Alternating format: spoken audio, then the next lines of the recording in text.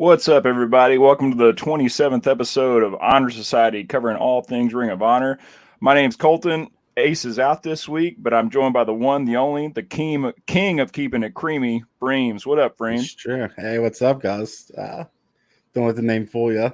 Yeah, sorry, that's something I did not have access to changing. So yeah, that's Ace is looking a little different this week. So Freems was on the first iteration of Honor Society with him and Sneed. So man, yeah, happy to have you back. Thanks for taking the hot tag and jumping on with me tonight.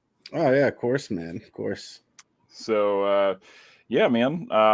So what's been new with you, man? I know you're streaming 5 days a week. What's been new and good with you? Yeah, just variety streaming over on Twitch, playing games, and about to start a new. We're going to be reviewing craft beers, and basically excuse to get hammered on stream on Sundays, and then mostly playing games the rest of the week. So sounds like a good time.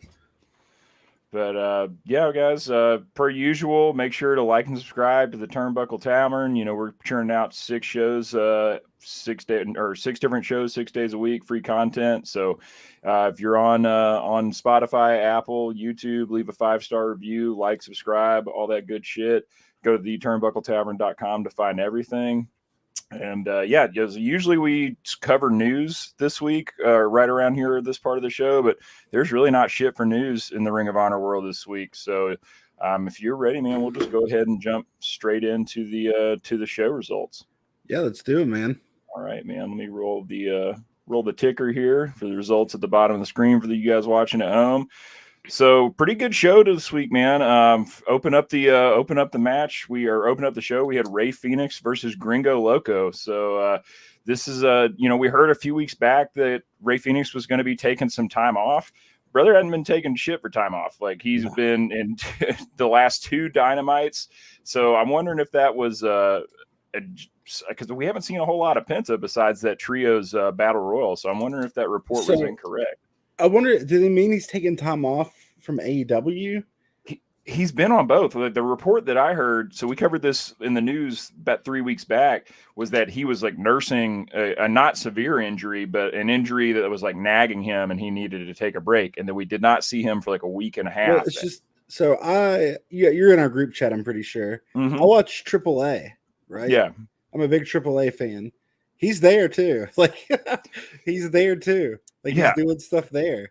He's doing stuff in Ring of Honor. He's doing stuff in AEW.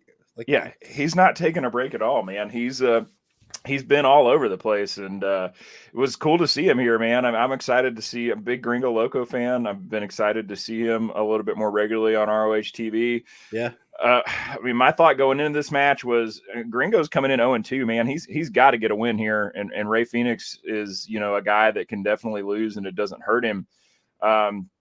But that was not the case. Rey Fénix got to win here, so I mean, it was they were jumping all over the ring, kind of showing off, and first few minutes, no contact really happened until Rey got a big dive off the top rope to the outside on Gringo. Gringo Loco doing a little bit more of his heel work that we're used to seeing in kind of GCW and other indie promotions, where he's kind of going after the mask of the luchador wrestling, trying to pull it off, which is something we hadn't seen in Ring of Honor TV yet, which I thought was cool. But yeah, man, if Fénix hits a frog splash for a near fall early on, it's not enough. Loco gets a super kick into a spinning enziguri. Just spot after spot in this match, man. This was a pretty solid match. There was a cutter that Gringo Loco hit off the top rope that was really, really cool. Like he jumped. Fénix was on the mat. He jumped off the rope backwards into a cutter. I really love that spot. We got to see a Frankensteiner from Rey Fénix. Still not enough. A lot of near falls in this one. And I really thought it was over with that Gringo destroyer off the top rope. Like, I could not believe that Rey Fénix kicked out from that. Rey Fénix hit the Phoenix Rising for the finish. got the win. Gringo Loco goes 0-3, so killer opening match. But what do you think about Gringo Loco going 0-3 here in Ring of Honor? I just wonder if it's setting him up for some kind of like, I need to do something storyline. You know what I mean? Like, I'm 0-3, and he's gonna have some kind of character swerve coming up where he just becomes vicious. I'm hoping that's what happens. That's kind of what I was thinking too when we saw him kind of pulling at the mask a little bit tonight, which we hadn't seen him do. So, because after that first match, he had that backstage promo where he was just like, "Man, I've been working my ass off to get here. I'm happy to be here." And so, yeah, maybe this is the breadcrumbs we see of like a pretty intense, kind of heel angle from Gringo Loco, which I think could work really well. Yeah, for sure. But I think. Go on. Yeah, sorry, I'm looking something up real quick. Dude, you're all good. I was just gonna go move along. Backstage, we got Pretty Peter Avalon and Ryan Nemeth, the wingman. Of course, if you're not familiar with Pretty Peter Avalon, I don't know how you're not. That guy's fucking everywhere. He wrestles on, any and all indies. I see him.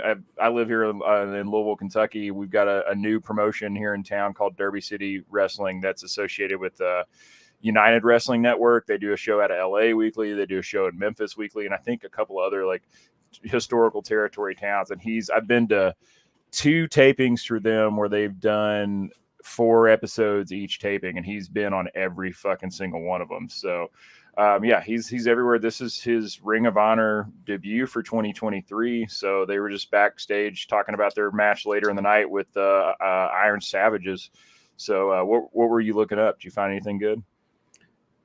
I was trying to remember if Gringo Loco had any part of the Lucha Libre World Cup. And it might have been like a trade off as to why he lost this, but I can't remember. So no it's not that big a deal. Yeah. I have ADHD, so my brain would not let me not think about it until it was over. You're all good, brother. So then we get also announced for Double or Nothing. I was curious whether we were going to see any Ring of Honor matches for Double or Nothing. That really the only Ring of Honor news we saw this week is they did announce that Claudio has officially picked Wheeler Yuta as his partner from the Double Jeopardy match. So on Dynamite next week, we are going to see Ring of Honor tag titles, Lucha Brothers versus BCC and Claudio and Wheeler. So looking forward to that match. This is the last Dynamite. This is Go Home Dynamite before Double or Nothing. But we did get announced that Shibata versus Coughlin for the pure title at Double or Nothing. We've known that match was coming since they had that tag match. I cannot fucking wait for this, man. This is going to be very tight. Man, first off, did anyone think Claudio was going to pick anyone but Wheeler Yuta? No, I mean, I didn't. It didn't make I had an inkling that it didn't make any sense for him to pick Danielson or to pick Moxley, but they kind of left it open-ended, and I was like, well, maybe he picks somebody else that they're going to bring into BCC as the 5th stable member. That was the only other option I saw, but I was 85% sure he was picking Yuta. Yeah, I just I hate mixing up the Blackpool Combat Club and Ring of Honor. I don't know why it bugs me so much. It shouldn't bother me. We've had stables go cross promotion plenty of times, especially in Ring of Honor with back in the day with Bullet Club and stuff like that. But it just seems like such a Ring of Honor thing or such an AEW thing. Dude, I'm right there with you. Like I'm all right with a little bit of crossover, but like so far for the most part, I don't know, the first 4 weeks of this new era of Ring of Honor TV, I felt like there was a pretty hard split. And that we're seeing a little bit more crossover, and some crossover's fine, man. Like mid-card guys, younger guys that are fucking hungry and want the reps and want to be on both shows.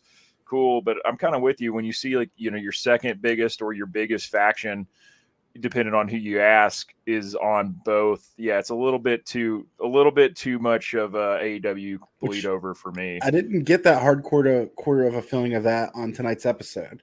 That was one of the things I did notice. I was like, all right, I feel like I'm watching Ring of Honor right now. I don't feel like I'm watching an AEW branch off. Yeah, I thought pound for pound tonight was definitely top 2 or top 3 episodes since they've come back to doing weekly TV. I was really, really happy all around with it. It had a very Ring of Honor feel with no extension. But yeah, moving right along, we have Willow Nightingale versus Maddie Gronkowski. Maddie Gronkowski's a local Texas talent, it seems, or a talent out of Texas. They're working Orlando, of course. But yeah, I mean, this is a extended squash. You know, everybody loves to see Willow come out. She's super over with the crowd. She's great in the ring. I mean, Maddie got a little bit of offense in there. She got her, held up in the ropes pretty good. Got her legs around Willow's shoulders. She at one point countered a power bomb into like a face smash, which was pretty cool. But overall, man, this was an extended squash. Willow hits the pounce straight into the babe with the power bomb for the finish. Yeah, what are your thoughts on Willow, man? If anyone who's watched like the old Honor Society episodes, I've been big on Willow Nightingale for a while now. Everything that I said was going to happen with her has been happening. I think it's going to continue to happen. I think it's great to book her strong, because I think that, I mean, she's can be like a big key future player in Ring of Honor. Dude, I think she's going to be a big key future player just in pro wrestling in general. Yes. She's the next big thing, man. She's got it written all over her. Yeah, you can't tell if you turn your video off right now, and you just have Freems and Ace's window. They're both singing the same tune. Ace is huge Willow fan, being from the Long Island area. She's local hometown hero, and yeah, she's awesome, man. I'm glad. Even we haven't seen a ton from her the last few weeks, other than just kind of these extended squash matches. But I'm happy to still get to see her on TV week to week. I think that they're going to come back around. I mean, Athena's on such a fucking run right now, man. I've been really, really happy with what they're doing with Athena and her heel work. I think it's the obvious choice. That belt's not coming off Athena anytime soon, and eventually we're going to circle back around to Willow Athena Part 2, and I'm ready for it whenever they are. Fun fact: Willow Nightingale is trained by my favorite cheerleader. Who's that? Mike Mondo from the Spirit Squad. Right on. That was who trained Willow Nightingale. Nice. Well, shit, man. Next one, we get the Wingmen, like I mentioned earlier. Pretty Peter Avalon, Ryan Nemeth, which is Dolph Ziggler's shoot in real life brother. Dolph Ziggler, another former cheerleader of the Spirit Squad. So. And was Ron Nemeth in that too? I can't remember. I can't remember if he was or not, man. I'd have to look that one up. Sorry. But I like Nemeth, man. I haven't seen him in a while. Actually, the last time I saw Nemeth was he came out. I was at a Dynamite in Cincinnati. That was the one where Hangman got knocked out cold by Moxley with that lariat, and they took him off. They had to call the audible and took him off on the stretcher. It was, real deal. It was oddly enough, it was a Tuesday Dynamite that they were doing, but Nemeth came out there at the end after that happened, and Moxley just kind of, they had a little bit of a Cincinnati or an Ohio feud, and he beat the shit out of him. And so, yeah, it was cool to see him on ROH TV. Iron Savages, man. I think I got these guys' names right. Beefcake Boulder and Bear Bronson. Yeah. These guys have got a great look. I got to be honest, though. I could do without old Zubaz brother Jack Jameson coming out yelling at everybody on the way down to the ring. It just wasn't really hitting for me.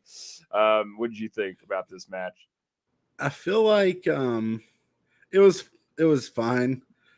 I feel like how we were talking, they cram a lot of matches in 2 hours. Yeah. I feel like some stuff could kind of be cut out a little bit in order to at least have a little bit more storytelling. I enjoy the wrestling, but the match was kind of goofy. I don't know. I don't hate comedy wrestling. I really don't, but the whole bench pressing him and tossing him up and yeah. It just feels goofy. Twice was enough. Yeah. I didn't need to see it 5 times. Dragged on for too long, and I'm right. I do like Nemeth. I do like him, and I like the announcers, the way they reference some of the movies and shows he's been in. I thought that was fun, but this match, it just wasn't it for me. Same here. I mean, I like the look of these guys. I definitely think they've got a future in the tag division, but they don't need a mouthpiece to come down and scream at me like that. Whoever that fucking musclehead Frank dude is on the internet, dude's I can't remember his last name, but he's just always cuts really funny promos about lifting weights and trying to get girls. But I just thought that was unnecessary. And I mean, we've seen Ring of Honor TV where we've gotten 2-hour shows, we've gotten hour and a half shows. Hell, we had one show that was like just over an hour. I mean, I respect them, you know, without having commercials, getting more people, letting people get their shit in, get their reps in, and make time on TV. But I definitely am starting to see like a match like this, and I can think of at least one other match on tonight's card where I'm like, yeah, man, we could trim the fat a little bit here. We could have kept the time and told a little bit more story. You know, I know that Ring of Honor it is wrestling, and it's in wrestling fans wrestling for sure. But I mean, a little story never hurt anybody, and I think that I could have done without this one. Didn't hate it, but didn't need it. Yeah, and sorry if you get to if you haven't streamed before, I got a bunch of tangents. Ron Namath, he must just travel on a dime, because I follow him on Twitter, and he's been in California doing the writers' protests. So for him to take a break, go all the way back to Orlando, and he's back protesting again already.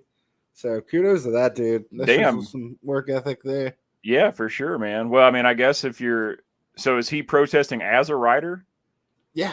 Oh shit. Well, I mean, I guess he's got to get a payday somehow, and he's come down to Orlando and or I don't know if he as a writer on behalf of the writers, one or the other. Could be. Yeah. No, man, I love tangents. That's you ain't shit to apologize for. So I think, yeah, you and I have done we did a debate show together once, I think. So yeah, it's been a while. But next match, we got Christopher Daniels and Matt Sydal versus Cole Carter and Zach Clayton. Take us through this one, Frames. Man, I just anything with Christopher Daniels. Again, I just watched him on the Lucha Libre World Cup representing America. So it's been cool watching him get to wrestle a bunch. Matt Sydal never gets old. It looks like they can. I feel like they're pushing to try to get at least gold Ring of Honor tag team titles like they were in the past. So even though we had the segment later on in the show, which I don't know if we want to go to that now or later, but I see them doing something with them as a tag team. I do too, man. And I mean, I think I said this when they had their debut like 4 weeks ago. Like they don't look like they've missed a fucking beat. They look like they've been tagging together this. I mean, and it'd been almost 10 years since they tagged together, if not longer. Yeah. And Matt Sydal's in phenomenal shape. I mean, Christopher Daniels looks good in the ring. So does Matt Sydal. Matt Sydal's just physique and everything. He looks better than ever. Yeah, he looks like he's just getting more fit every single day. And like these guys they look like they've been tagging together the whole time. They don't look like they missed a single week with each other. And I love them together, man. I think there's no reason they shouldn't make a run for it. I was actually kind of surprised that they weren't in the Reach for the Sky ladder match. I don't know if it was injury or what, but I was like, man, I'd like to see these guys in the run for it there. But I mean, probably because they don't need to be. Fair enough. I feel like if you're at least amongst Ring of Honor fans, they have enough pedigree and enough acclaim to where that might be beneath them. As weird as that is to say in professional wrestling. Well, not even beneath them, but also too, like we talk about how good a shape they are, but think about their age. Like those dudes have paid their dues. They don't want to be in a fucking ladder match anymore. Like they're in great shape for their age, probably because they haven't done that, because they're not doing ladder matches anymore. I also think it was cool to see them like in juxtaposition against Zach Clayton and Cole Carter. Because those dudes, like that, which one is it? Which one's the younger looking one? Cole Carter. That's Cole Carter. Yeah, he looks like he's black trunks. Yeah, he looks like he's 17 years old. Yeah, he's like a gigantic. I think Caprice Coleman said it. Like if you built a wrestler from scratch, this is what he would look like. Yeah, very very young. I mean, those dudes have a future. Anytime you get in a ring with Christopher Daniels and Matt Sydal, you're getting a lesson. You're getting experience. You're getting something to put on your resume. So this match was just, I enjoyed this match. It was good. I did too, man. It was I thought it was a tag team wrestling clinic. It was very good. And just the tandem offense from Sydal and Christopher Daniels, just it never gets old, man. I mean, I thought this was good. And like you said, I thought it was a good showcase. I think it showed that, the young guys, Cole Carter and Zach Clayton, like they definitely got a future. But like, I mean, how lucky are these guys to be able to, sit under the learning tree of guys like Christopher Daniels and Seidel? Like, I mean, Yeah. we're taping 4 shows a week. Like how many other times in that day did they get to work with these guys? Like it's awesome. And as much as I've like talked about how good Seidel looked and everything, Christopher Daniels might not be an indie wrestler that knows more about professional wrestling than that dude. Yeah. It's just, yeah, it is what it is. He's been around, he's done it all. So moving right along, we got Lady Frost versus Miranda Elise, the Lucha Baddie. So yeah, man, Lady Frost, somebody we've been seeing a fair amount of stuff from in Ring of Honor. She came out with a wolf's head cape tonight, which was kind of neat. Hadn't seen that yet. I love that she is billed from just somewhere cold. That fucking pops me every time. I think that's great. And I've been pretty impressed with what we've seen from her. I mean, although it's been limited, she's not getting 15-minute matches or anything. But I've been impressed with what we've seen so far, and this match wasn't any different, man. I thought this was a good showcase for both of them. Miranda kind of got in some offense pretty early, hit her with a flying head scissor into a rib kick. But, Lady Frost hit her with a headbutt, knocked her into the corner, hit her with a couple cannonballs. I like that, Elise hit a tiger driver, but I really like that temperature drop finisher from Lady Frost off the top rope. That's very smooth. She's just real explosive, man. She's got a lot of speed, but also a lot of control at the same time. Yeah, I mean, she's definitely another one I could see big things from. Good to see her in Ring of Honor. Also another AAA wrestler. Yeah, I get to see her over there as well. I need to watch more AAA, man. I don't. Well, you were talking that Phoenix has been all up and down AAA. Has Penna been on AAA too, or has he been kind of laying out? Even more so. Even more. Damn. His daughter just debuted. Oh, damn, that's tight. In AAA, yeah. He's been it even more so. But so next we've got Angelico and Serpentico versus Cheeseburger and Eli Isom.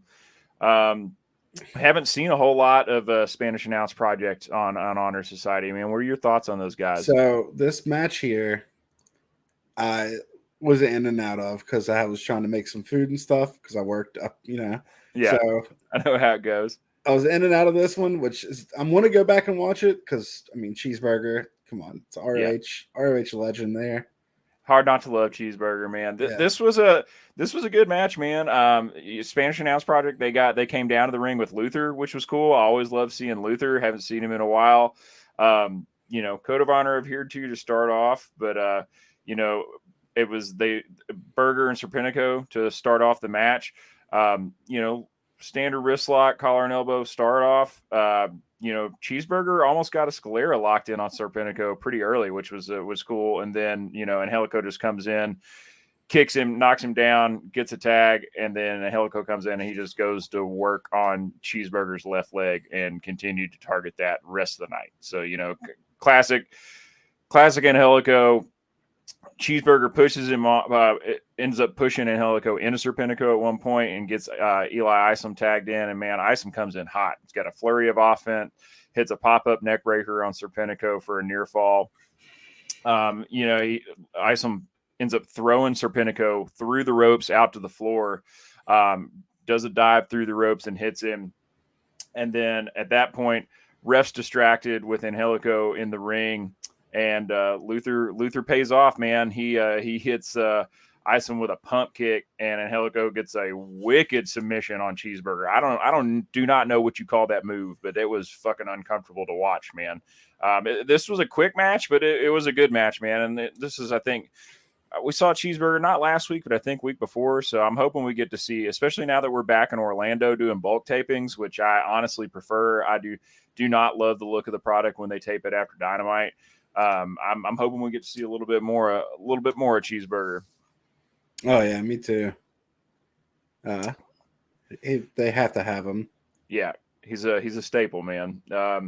You see, well, he gave the cheeseburger hat tonight. I forgot what they said her name was, but they mentioned it was a former, I think, Ring of Honor photographer that was in the crowd. Did you catch that? Or you? I didn't. Yeah, go back and watch it, man. It's a good one for sure. It's also good to see. I mean, that's why I've enjoyed having Angelico back, because he got let go of AEW and came back for Ring of Honor. So he's.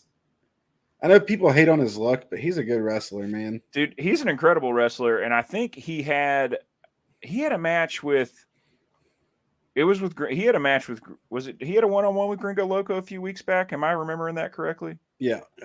Oh. I thought he was really muted. I think what ended up happening was the finish was really funny on that one. The ref, I think, kind of botched it, is what I had read. But I thought Angelico was kind of muted in that match. They didn't really see as much from him as we usually do. So I was wondering if you talking about the one-on-one he had with Commander? Commander, that's what I'm thinking of. Yes, yeah. So yeah, that match was kind of all around kind of weird, and I thought Angelico just kind of seemed a little bit, like he was running half speed or something, and maybe that was because, I don't know if him and Commander wrestled each other a whole lot necessarily. In AAA, yeah, I figured in AAA they've met quite a few times, so. I don't know, man. I thought that match was just, besides the finish being botched, I thought it was just kind of weird from the beginning. So I was kind of curious as to whether he's nursing an injury or what, but glad to see him back and in full form tonight. That's why you mentioned Gringo Loco, man. I'm just thinking about the Commander Gringo Loco GCW match.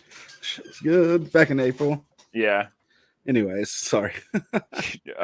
So next match, this match was a top contender for match of the night for me, man. AR Fox versus Zack Sabre Jr. If we're gonna say it, that's my match of the night.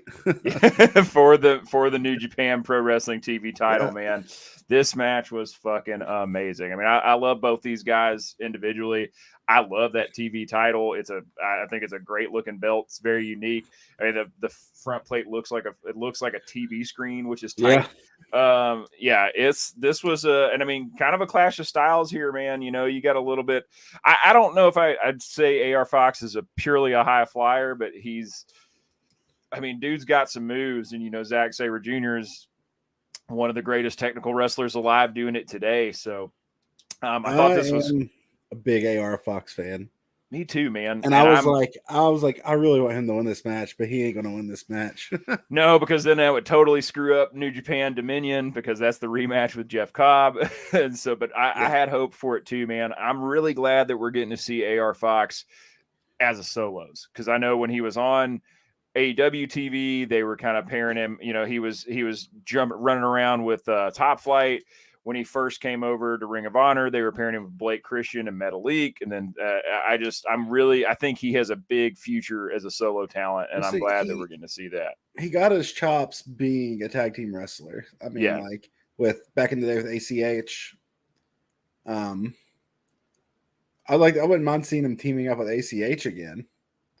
Yeah, I'm not familiar with their work together. I need to go back and check that out. It's back in Evolve days. Okay. Dragon's Gate, all that stuff.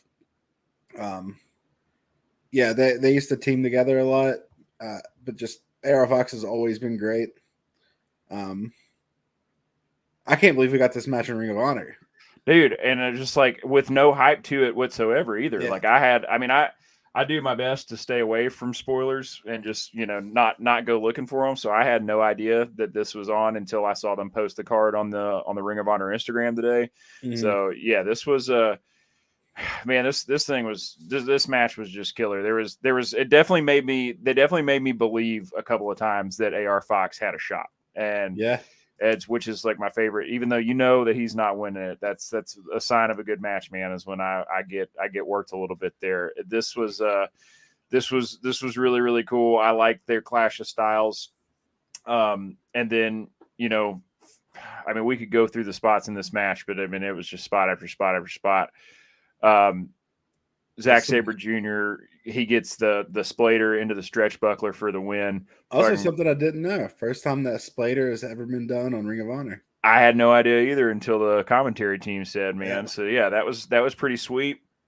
Good showing for AR Fox. This is definitely not a match that he's gonna that hurt. This is not a loss that hurts him by any means. That guy's red hot.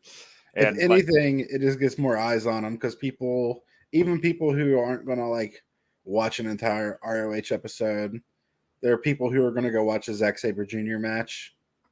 And man, AR Fox is another one. He looks better than he's ever looked as far as like his ring shape and everything.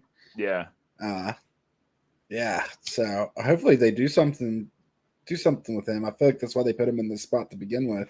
I think he'd be a great contender for the Ring of Honor TV title, man. Like Ace and I have been talking that last couple of weeks. Is like there's just really not a lot going on. I mean, like yeah, Joe's on a reign of terror, but like there's no other fucking story other than that. And I haven't seen anybody being groomed to be a good opponent for him. And I think AR Fox would be perfect. After watching that match with Zack Sabre Jr., I could even see him going for the pure. Yeah, the pure would be cool. And I mean, dude, in a year from now, you book him right. I don't see any reason why he can't be a contender for the world champion. Yeah, absolutely.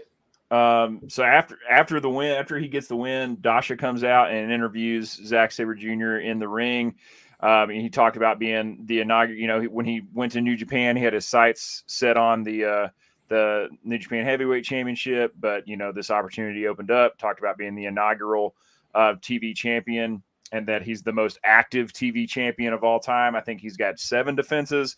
It didn't take long to get old Joe out of his cave to come respond to that, because Joe's had 11 fucking defenses, I believe, if I'm counting right, and they've not all been as great of matches. Some of them have been pretty quick, but yeah, man, this was I thought this was a cool segment, having Joe come out there and basically telling him that his title offends him and that there should only be one TV championship on Ring of Honor. And basically calls him out, said, let's have a match right here, right now. And then I'll let you take it from here. You alluded to this earlier. We get Christopher Daniels and Seidel coming out and run us through what they had to say. They basically came out and Christopher Daniels is like, you know who's never won the Ring of Honor TV championship? Matt Seidel. He's basically like, it's his turn. So we're former tag team greats. You guys basically challenges them to a tag team match. Seidel and Daniels versus Samoa Joe and Zack Sabre Jr. I have conspiracy theories already working in my brain, by the way. Let's hear them. I think that Daniels and Seidel win the match. Even though it kind of goes against what I'm saying earlier, because I'd like to see Christopher Daniels and Seidel go for tag team gold. I could see Seidel winning that belt from Joe. Yeah. And I could see Samoa Joe turning around and being over on AEW Collision, feuding with CM Punk.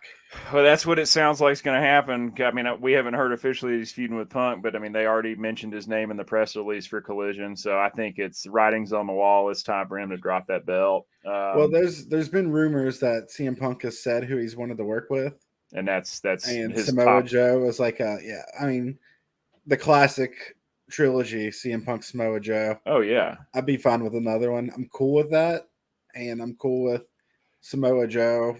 I'm cool with Seidel having that belt. Me too. I'm cool with Samoa Joe going over to AEW. I'm cool with Punk and Joe, especially if it doesn't look like we're going to get a payoff with Punk and FTR versus Kenny and the Elite. I'll leave that where it's at. I beat that fucking horse to death on the debate. I will say, I mean, I firmly think if we're not going to get that payoff, it's the biggest missed opportunity in pro wrestling history. I don't think they're going to give it to us immediately if they give it to us. Fair enough. Oh, but yeah, we better get it. That's all I got to say. I agree. That'd be the biggest mishandling of a bag ever. Yeah, I said it to Chad, both the Chads. I was like, if they bring him back and that never happens, I was like, it's not even worth it to fucking bring him back to me, like at all. But that was before I knew that there would be a possibility of him another round of the Joe CM Punk feud. I'm absolutely here for that. So, let's see, next match, man. Yeah, take us through this one. I know you love this one. This was the Gates of Agony, Toa and Khan going against Dalton Castle and one boy. So with Prince Nana ringside. So. Dalton Castle, can you tell me a wrestler who does a better job at telling a story without having a mic? No. Just him like shout. I love that when he came with a ring and he only lifted one wing. Yeah. Dude, Dalton Castle, I tell my friends all the time who are not really familiar with wrestling, I'm like, if you want to understand the full, most well-rounded picture of what pro wrestling is, Dalton Castle is your perfect fucking example. Like of just the pageantry, the gimmick, and then also the athletic ability. I mean, he is the total package, man. He is I think to most active fans, it's I'm preaching to the choir here, but Yeah. for your casual fans, like if you don't know about him, he's incredibly underrated to you, and you're doing yourself a disservice, man. Like Dalton Castle's one of the greats. Oh, absolutely. I mean, so I have a lot of Twitch streamer friends, and they'll watch wrestling with me occasionally. They all they all love Dalton Castle. It's like they're all their favorites. It's because of the pageantry, the boys, the just everything. So Dude, good. that same Dynamite I was talking about that I was at in Cincinnati where Hangman got hurt, that was Dalton Castle had a match against Jericho that night when Jericho had that run with the Ring of Honor TV title, or not the TV title, but the world title. And that was the first time I'd ever seen him live, man. And I had no idea he was on the card. I was so fucking stoked. I mean, it was like the best surprise. Like we bought tickets last minute too. Like we did, cause it was a Tuesday show. So we're like, oh shit, I didn't even know that was going on. Hour away. And just, man, even it was the cherry on top. I remember watching Dalton Castle's ROH debut. That was not in person. I wasn't there in person. I've never seen Dalton Castle in person. Dude, it's incredible. That entrance in person is very special. And we were right by the ramp too, so it was amazing. Good. Yeah, but a great match. I wasn't big on Gates of Agony when they first, when they had that first Ring of Honor show. Yeah, they've grown on me. I think they're just tough looking. They make anyone who beats them look good. Losing to them doesn't make you look bad. Like they're big boys. Yeah, they are. I'm the same way, man. They've grown on me too. I mean, they had the look, but I wasn't 100% sold on them when I first saw them. I kind of hope that we get to, Ace and I have talked about this a bunch. I don't know what your feelings are on it. I would kind of like to see. I don't know if there's really enough of a trio scene or a 3-man tag team or to keep the 6-man belts, man. I don't know if we need to keep those in Ring of Honor or we need to absorb them and combine them with the trios championships in AEW. I think I would rather see Gates of Agony separated from Brian Cage and see Brian Cage as a singles at this point. The way they're doing Ring of Honor right now, I would change the way they're doing it. I would still have like a weekly show. Sure. But I would do more than one show. It doesn't hurt you. You're not competing for. It doesn't matter if people watch it live or not because you're on a streaming platform. Right. You can also break down the matches to individual matches, individual segments, and have them on the network that way as well, which they can show more than what they're showing. But it could be an issue with how many people they have on their roster. I don't think so. Hard to say. It just doesn't hurt them to do that, especially if they're doing it in Orlando. In a one spot.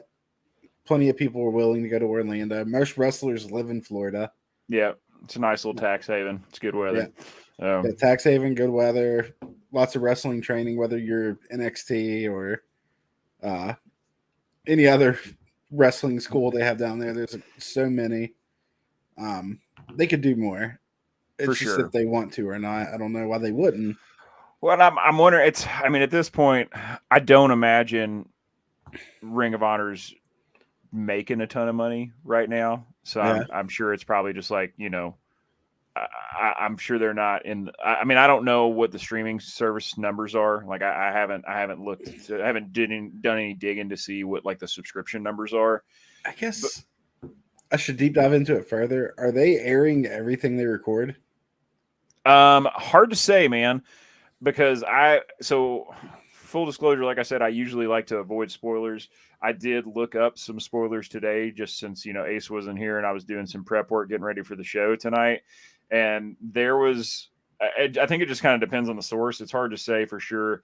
I think from what I've heard, they're airing everything that they're taping, but they're not taping shit in order. Like they're Yeah, going all. Yeah, I feel like when I watch the show, it doesn't feel like it's a continuous shot of a show. It feels it's like not. it's broken up, and that's fine. But in that situation, they can do more than what they're doing. I totally agree. I feel like they're taking things and trying to fit everything all Tetris like into a nice, compact 2-hour block. Yeah. It. And When it's, I don't see why. Just let it be natural, man. Like it messes up the storytelling a lot. I feel like. And like you're a streaming service, so you don't have to worry about commercials. If you want to run over 2 hours, run over 2 hours a little bit. Some of my favorite shows they have done since they've come back to doing weekly TV have been the hour and a half shows. Like some of the 90-minute shows have told the best story, and I've not felt like, every match was good, but there wasn't 3 matches in there that I felt like we kind of could have done without. So I don't know, man. We're how many weeks in are we at this point? Like this week 11, week 12, we're not very far. I mean, they're still figuring it out. We're nitpicking here. I'm very happy with what I've seen so far for the most part. I was I don't know if you watched me on the debate show. I was a little not hard on Ring of Honor. I thought you were fair on them. I was on that show with you. Yeah, I thought you had a very fair assessment of it. Yeah, it's not that it's bad. I just didn't feel like I was watching Ring of Honor really. Now it's gotten better. It continuously just gets better, and it's going to. So yeah, but you got to express this feedback in order for it to get better. Yeah, like because they're going to listen to people. Maybe not this one individual thing, but if there's enough people saying it, then right. So next match we got the Workhorsemen. So JD Drake and Anthony Henry teaming up with Shane Taylor versus Ricky Gibson, Eddie Pearl, and Shaft. So I like the Workhorsemen, man. We've been seeing a little bit more of them. I think they're a very dynamic team. I think the pairing with Shane Taylor is pretty interesting. I did not see that coming. Nope. But yeah, like at all. But a lot of people wanted Shane Taylor there, so yeah, it's this was just a squash, man. This was in and out. This was another one. I mentioned earlier there was another match. I was like, we probably could have just done without this. I don't really see a point of having this match on the card. I mean, like I said, I like those guys, but there was a lot of other stuff going on tonight that I think we could have done without this one. I might have a hot take here. Let me have it. I don't like the Workhorsemen. All right. I feel like old dude just seems kind of, I don't know, man. He looks like he should be managing a Wendy's. Like, I don't know. JD Drake. Yeah, or like maybe like a Friendlies or something. Yeah, it might be a little bit like, I mean, don't get me wrong, I would look worse out there. Just to watch him squash somebody, I was like, come on, man. Like, it didn't make the other team look any good. It didn't make them look great. They're going against Ricky Gibson, Eddie Pearl, and Shaft. I mean, yeah.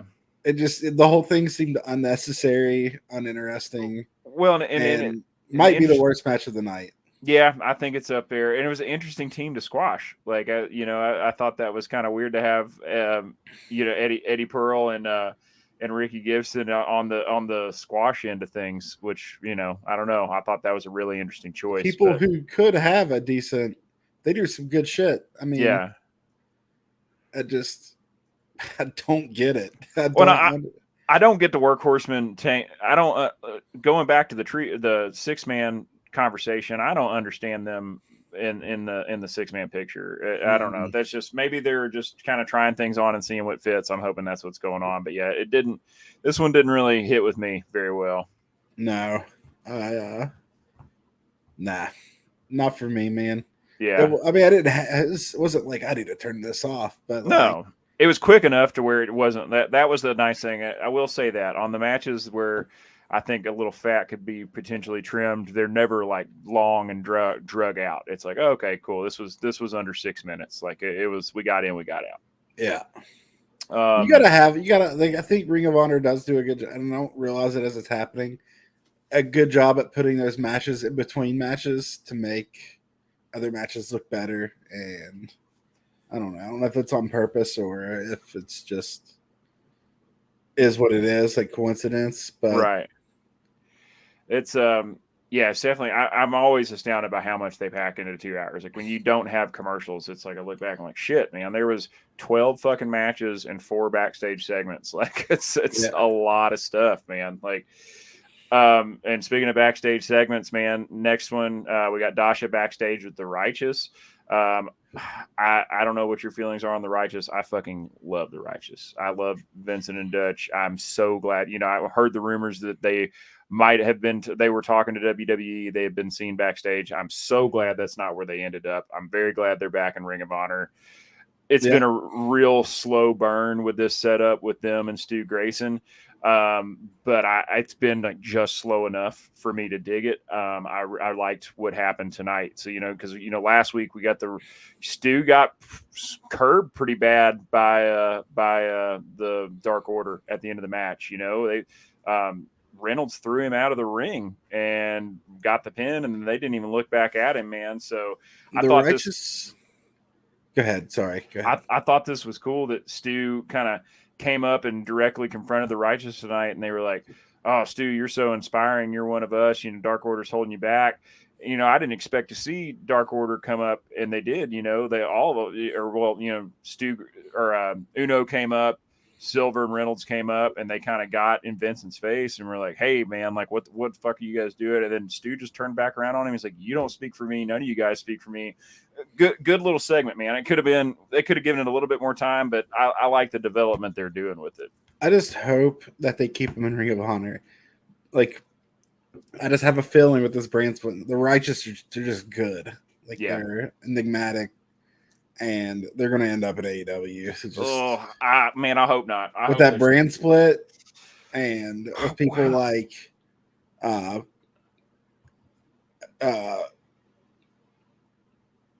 House of Black, they're going to have them feuding with them at some point. Like, you know, it's going to happen. Well, and I could see that being fine. I just hope they don't rush it. You know what I mean? Like, do you think the Righteous? I think they're just keeping them busy until the brand split. You think the Righteous really passed up WWE to go to Ring of Honor? Man, I don't. With their buddy Braun Strowman over there. I mean, I would like to think that they love that they are Ring of Honor guys and they love it and they're glad to see where it is. I mean, and you know, who's to say Tyler Bateman doesn't make his way back? You know, like I mean, I don't know. I could see it going. I think they're happy to be here, man, and I really hope they don't. I mean, and also too, like this week, the press release gave me a little bit more hope that like this brand split is not as hard of a brand split as I thought it was originally going to be when we first started hearing the rumors of it. You know, like obviously the champions are going to be available for both shows every week. It definitely doesn't seem like a Raw versus SmackDown brand split, right. Which is exactly what I was fucking hoping it would not be because I hate that type of brand split. So I mean, I think. I don't know. I hope they stick around ROH because I think there's a lot of meat on the bone for them in Ring of Honor. Like we have not even gotten started, man. And I also think that Dark Order fits way better on Ring of Honor than they do AEW. And I especially with Hangman joining back up with the Elite, I don't think there's space for Dark Order even with the brand split. I think they need to stay at Ring of Honor, man. I think it's way better for them. I'm cool if they do a brand split. I do think there should be brand specific titles. Not like big, not like heavyweight titles, like but like have like one individual title for each one and still have your main title. Just to have it helps the storyline with a brand split. But I still think like you should have, you know what I mean? Like have like a Dynamite, whatever you want to call it, Dynamite Championship, Collision Championship. And both of them not be as big as the AEW Heavyweight Championship. I don't want to see any new titles. I'll say that. I'm fine with them splitting it to where the TNT title's on Collision, the TBS title is on Dynamite. Like the TNT title and the whatever Atlantic Coast. Yeah, exactly. Like I'm happy. I don't want to see any new belts. That's what I mean for sure. It would be like if they did a brand split WWE, one got the Intercontinental, one USA, and they had one. I don't want to see a tag. I don't want to see a Universal and a heavyweight. Fuck that. No. That's not what I meant at all. I agree with you there. Good deal. I just think it's going to be a lot more. This is a Ring of Honor show, though. But sorry to talk about AEW there. No, we do it all the time, dude. No, there's nothing wrong with it. I don't know, man. I would like to think that they'll stay Ring of Honor, and I hope they do. But everywhere Vincent goes, he kind of gets over. Yeah, I've gotten to see them in so Impact has been coming through Louisville like 3 or 4 times a year, coming to Paris Town Hall, and I go every time they come through because I really enjoy the Impact product these days. And yeah, I've gotten to see them I think 2 out of the 4 times that I was there. And yeah, enigmatic is the perfect word for it, man, because I mean they just it something comes over the crowd when they come to the ring. Like it's hard to take your eyes off of them. And they were like in one of the only good matches in that Change Your Narrative pay-per-view. Oh, I didn't even watch that. Or Control Your Narrative. Yeah. Control Your Narrative, whatever it's called. The COVID wrestling group, the anti-COVID wrestling group, whatever you want to call it. Yeah. The unvaccinated wrestling promotion. The anti-vaxxer promotion. Yeah, the anti-vaxxer wrestling promotion. They did pretty good in that. That was the only thing worth watching the whole dog shit show. Oh, man. So we got 2 more matches here. We got Mercedes Martinez versus Ashley D'Amboise, or D'Amboise, however you say it. I'm from Kentucky. We call it. We got a town here. Brother, I'm from West Virginia. Yeah, so. it's Versailles, where Versailles is one of the richest towns in this Commonwealth because they have nothing but horses there. But it ain't Versailles, it's Versailles. So yeah, Ashley D'Amboise. This is the first time we've seen Mercedes Martinez in a good while. She's, I think she's been out with an injury. Is that right? Yeah. Dude, I love Mercedes Martinez. I think she's got a great look. I really enjoy her work, and I thought this was a really good match. I thought this was going to be a real short one and be a squash, and I didn't think it was a squash at all. I thought Ashley got her shit in. She got her in that like leg secured headlock early on, and like Mercedes just really showed her power, just rocking her hips and getting back to her feet and working her way out of it. She hit her with 3 consecutive vertical suplexes.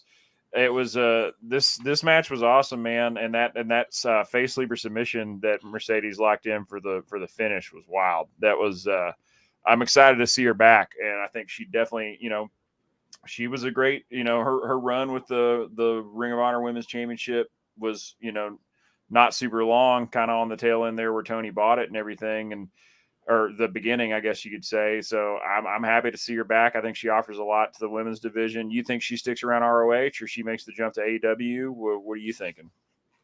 It's hard to say. She basically was the women's division of ROH while we were waiting for a show. Much respect to her for that. I think she stays. I hope so. Because I think she's a formidable opponent for Athena. I also, too, think she has potential to be a great heel. I could see a really cool storyline of her aligning herself with Athena. Could be cool, too. So, yeah, I'm excited to see her back. She looks great. She didn't have no fucking rust on her at all tonight. She really showed out. It's pronounced Dumbois. Yeah, it is. It's Ashley Dumbois. Okay. I heard it a few times on TV tonight. I was just being facetious. The Amboys. Yeah. I watched her on Dark a bunch. Yeah. I don't understand why they don't do more with. I don't know. I guess she doesn't really have a lot. I don't know. I don't want to talk shit on her. She's a good wrestler. Dambois. Yeah. She is, man. And, somebody else I think is to stick in the women's division for a minute, somebody else I think is a really good wrestler that I haven't, that we saw like the first 2 weeks of Ring of Honor taping that we haven't seen since is Trish Adora. And I would really like to see more of her. I need to dig into that and see what's the word on her, man, because I was really looking forward to seeing more of her on weekly TV. But Dumbois, she looked great that match. Was that her? What's that? What's the name of that move she did? It almost looks like a torture rack, and then she flips him over. That Dambois did.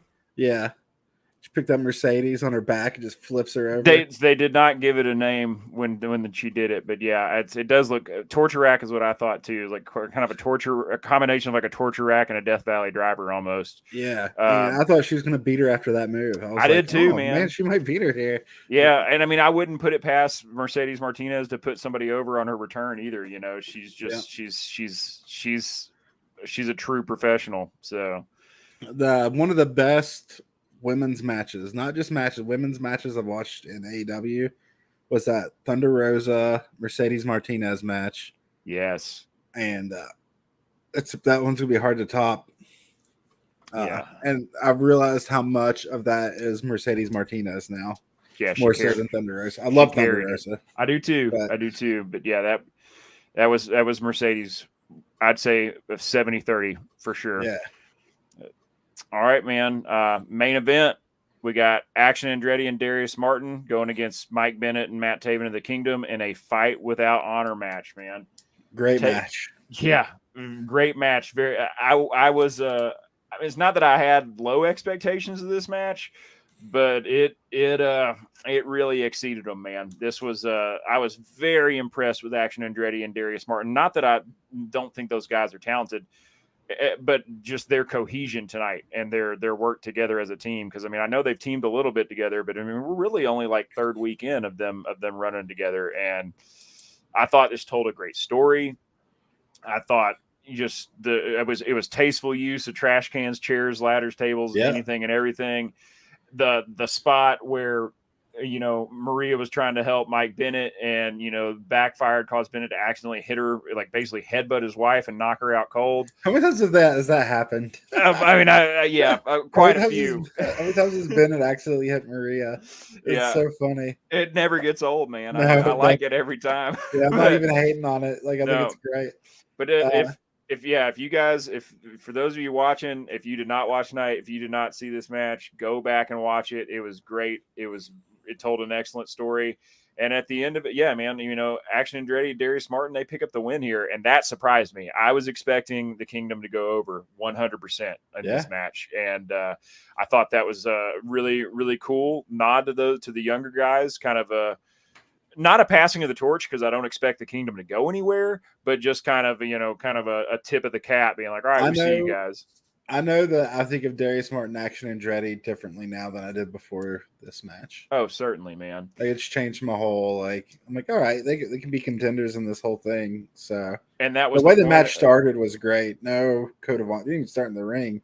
Yeah. Well, I mean, that's the whole point, man. Fight without honor. Let's get right to it. But I liked that it ended with the code of honor, and that, you know, it was the Kingdom that extended their hands and and shook hands, man. I thought that was a nice touch. I thought Mike Bennett getting in the camera and talking about how this is our company and this is the way we do shit. I thought that was really cool, man. It was great show overall. I mean, there's been a lot of shows recently where like the main event didn't feel like it should have been the main event. Yeah.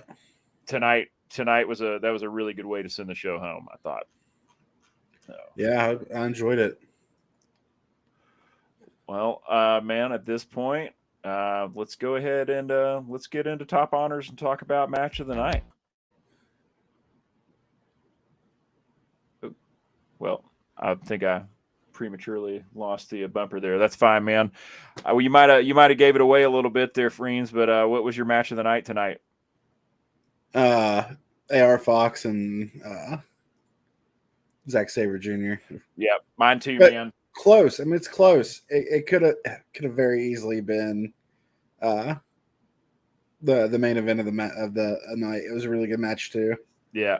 It was great, man. It was a toss up between those two for me as well. I mean, and I got to be honest, I thought that Seidel and Daniel and Christopher Daniels tag match versus Clayton and Carter, it was up there for me too. It was definitely a solid third place, but yeah, that AR Fox Zack Sabre Jr. match, I feel like we didn't deserve to see that on a weekly ROH TV, but I'm so glad we got it. I never would have guessed that they would have booked that and taped that in Orlando.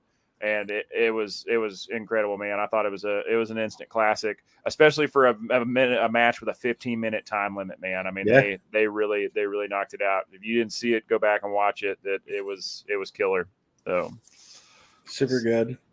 Let me give the viewers some homework real quick. All right, give me Since some I'm on the homework show, too, man. we used to do this back when I was on. We don't do it anymore.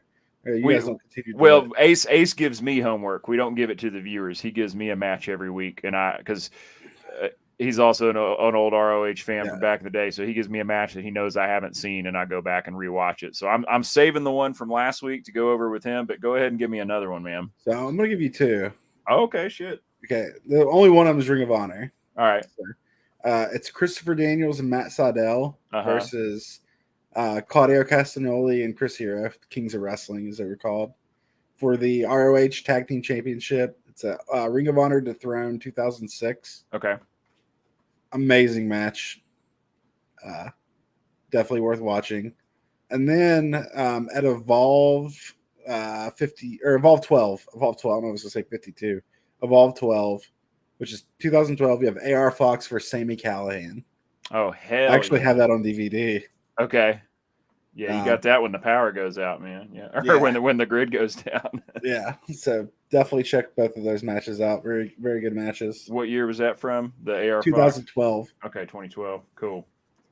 Right on, man. Well, shit, Freems, thanks for jumping on tonight, man. I appreciate you. I know that Ace is with Remarkable Wrestling tonight, so thanks for jumping in and doing the show with me, man. It's always a blast doing. This is the only second time we've gotten to stream together. I've really enjoyed it, man. Tell everybody where they can find you. Yeah, you can find me over at twitch.tv/Freems. Right on. And you guys can always find me at mullet.mania on Instagram. Always turnbuckletavern.com. Like, subscribe. We're everywhere on anything, man. We're on too soon. See, I'm obviously a newbie here with the buttons, but yeah, like, subscribe, Apple, Spotify, YouTube. We're on Twitch. We're on Twitter. We're on Pro Wrestling Tees, man. Get out there and get it. The Instagram has been blowing up. We appreciate the love. Appreciate everybody watching. And we'll be back next week. Same time, same place, Thursdays at 10:10 on 525. So until then, abide by the code of honor. We'll catch you next time.